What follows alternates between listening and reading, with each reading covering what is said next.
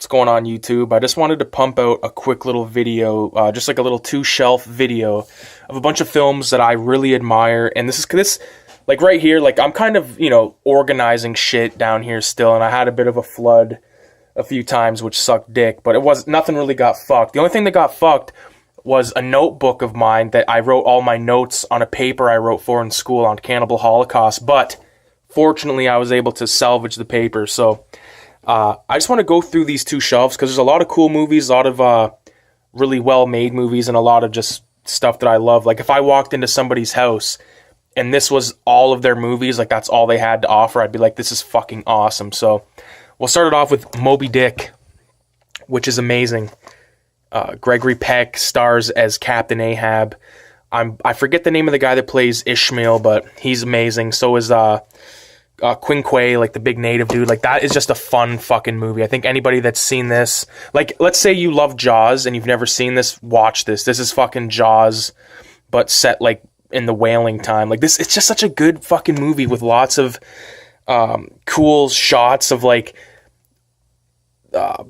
whaling, I guess, for lack of, like that's what it is. It was fucking whaling. So they actually got like whalers to do this, and I've looked up a bunch of shit and tried to find information if there was like an actual big whale built or what, and as far as I can tell, like there was like a portion of a big whale built, but it's hard to tell. Like a lot of the people that helped make this movie have passed on since. So actually, I don't know. Gregory Peck may still be alive. I don't know. So Moby Dick, amazing film. Planet of the Apes, amazing. I love this one. I love this one. I love this one. I love this one. I love them all. I fucking love the apes. My main preference is the first one, of course, but I can't really say much about those. Those movies are all good. Escape from New York, John Carpenter, Kurt Russell, classic, great film.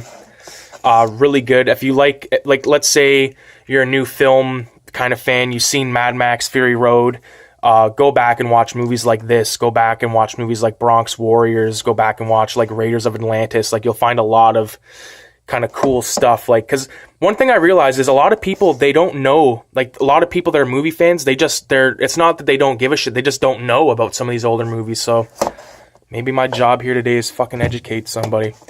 Apocalypse Now, amazing film. Francis Ford Coppola, 1979 classic with Martin Sheen, Marlon Brando, Lawrence Fishburne as, God damn it, Mr. Clean. I love the whole scene with Mr. Clean with the radio tape playing. Like everyone knows what I'm talking about if you've seen that part.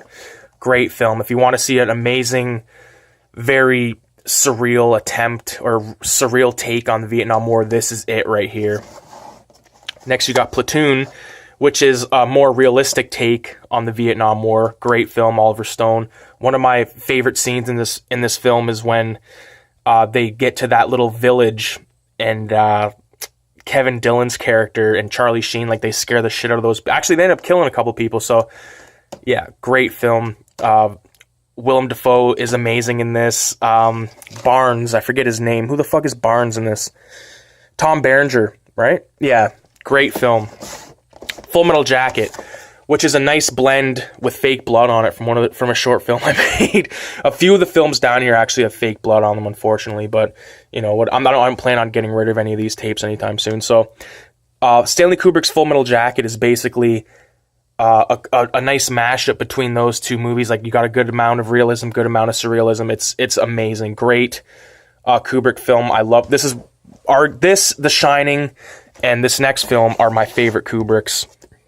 As a matter of fact, I have to point this out real fast. So me and my dad are going to watch, hopefully maybe at least the first half of the first tape tonight. So, because we got to work. But Clockwork Orange. So during this kind of like organization of this shelf, I realized I had 4 fucking copies of Clockwork Orange. 2 of them are sealed with a 1999 sticker on it, and this one's got a 1999 sticker on it from Cinema One. Notice Cinema One doesn't leave their price stickers on their shit anymore, and if they do, I guess, if they were gonna, I guess they would do that, but it's fucking stupid. Cinema One, I love and hate them at the same time. Like, it's so expensive, but you got, we're basically fucked, and like, where I live, we have Cinema One, and that's the only place that gets new titles in, except for like there's Odyssey Records, which is really starting to like boom. They're getting a lot of good releases and stuff. But in terms of like a retail kind of store, like where there's a big selection, we got fucking dick up here. The reason I bought this, like this is the original copy from when I was a kid. This one I bought because it was so different. Like just like the cover, like it's the same but different. And I was like, this is fucking weird. I've never seen this before. So picked that up. Then we got, speaking of Mad Max, we got the Road Warrior Special Edition. Just like I don't really like this cover. This is the one I grew up with right here. Love this one. Him and the dog, fucking badass.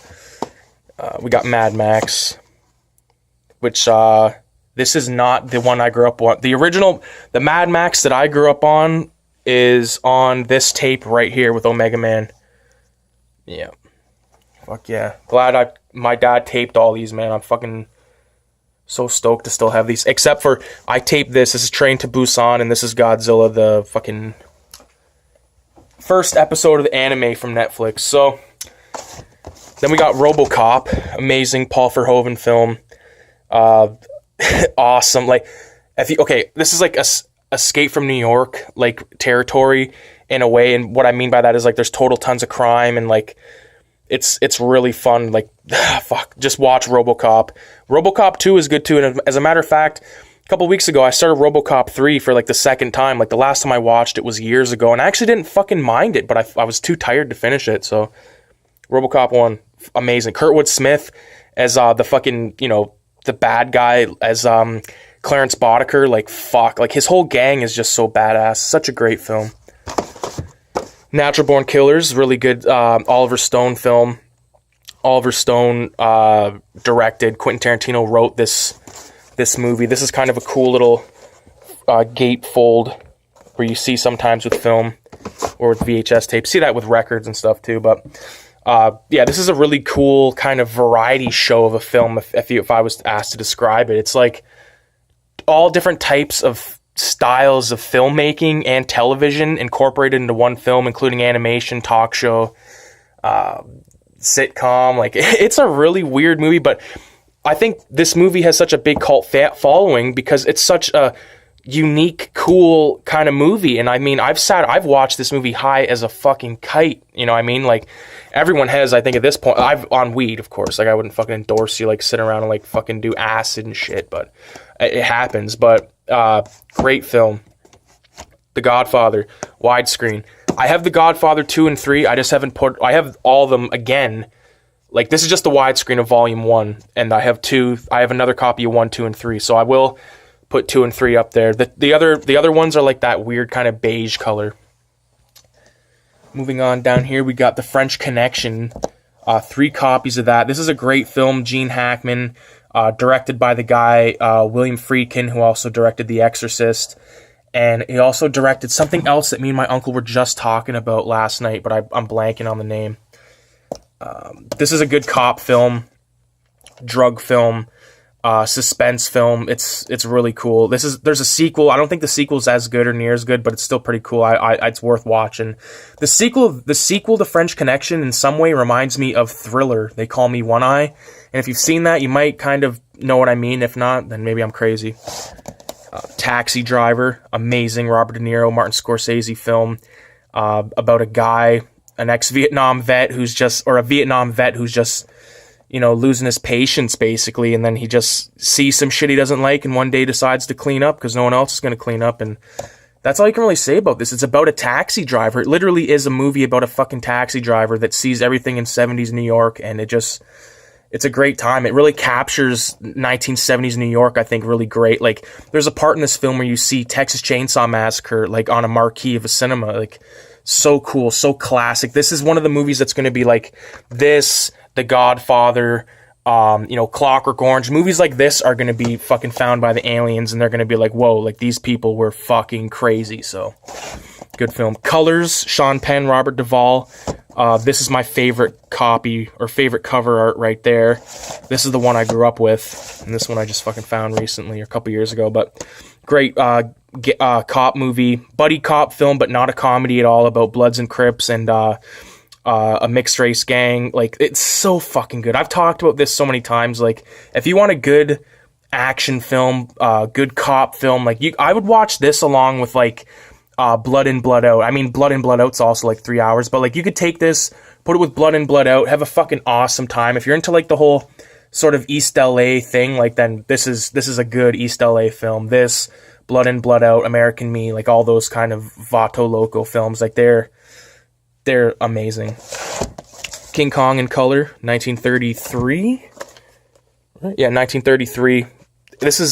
I've never seen it in color, so I will have to check that out eventually. Got a sealed copy of Boys in the Hood from Cinema One for $12.95. Great kind of coming-of-age story about Cuban Gooding Jr. playing a kid that grows up in South Central, befriends Ricky and Doughboy. Doughboy ends up being a crook or kind of a criminal dope dealer. Ricky ends up being a football player, gets a scholarship, and due to a number of events, different things happen to different characters. But this is a great film. Lawrence Fishburne, this is the fucking film that I think he will be like, you know, he will be remembered forever for his part as Furious Styles in this film. He plays such a pivotal character. He's like, I'm not to compare him to Uncle Phil, but he's got like Uncle Phil smart, like, but times 10, if that makes sense, because he's from the hood. I mean, Uncle Phil was from the hood too, but you know what I'm saying? Like, this is a great fucking film. I probably say fuck a lot, but hey. Deliverance, sealed, $14.95, Cinema One. Great outdoors film where everything that could go wrong goes wrong. Yeah, this movie's not for the weak of heart. It's a very fun movie in parts, but there's a lot of parts that are very fucking hard to watch, and well, depending on who you are, but this is a great film. If you ever want to go on a big camping trip, throw this on. You might have you might second guess that trip. Blade Runner, the director's cut. The cut of the version of Blade Runner that I've seen is on the DVD. It might be the director's cut. I don't know. It did not have voiceover. My uncle says there's like multiple cuts of Blade Runner, which I know is a fact. So it's hard to tell. I don't know which version I've seen, but I'm probably due to watch this again. And a fun fact, I'm pretty sure that there's a piece of Stanley Kubrick footage in this film near the end. I was watching a talk with Ridley Scott. It was like a round table, like the Hollywood Reporter director's round table thing. He said that they used a piece of Stanley Kubrick stuff in this film, which is a very cool piece of trivia, I think. Castaway, not going to say too much about this. I really like it, though. Planet of the Apes, this should be up there. I like this film, too. I watched this with my grandma back in, the fuck was this, 2001 or some shit? Yeah, 2001. So I remember, I watched a lot of films with my grandma before she passed, and like this is one of them. So that movie Chicken Run, like the animated film, like that, shit like that. I even watched fucking Pink Flamingos with my grandpa, and it was fucking hilarious because like it was just like a good, funny, hilarious, fucked up movie to watch, and I watched it at the right time where I was like, I like knew a bit of shit. And I was like, I wasn't a complete fucking idiot. And I was like, whoa, this is just like crazy. It was so fucking funny to watch. Like, so absurd. So, yeah. Talking about my grandma, then I end up talking about Pink Flamingos. Jesus Christ. Close Encounters of the Third Kind. Steven Spielberg. This is next to Jaws, this is my favorite film he did. This is like basically an alien film where the aliens are nice. Best way to describe it.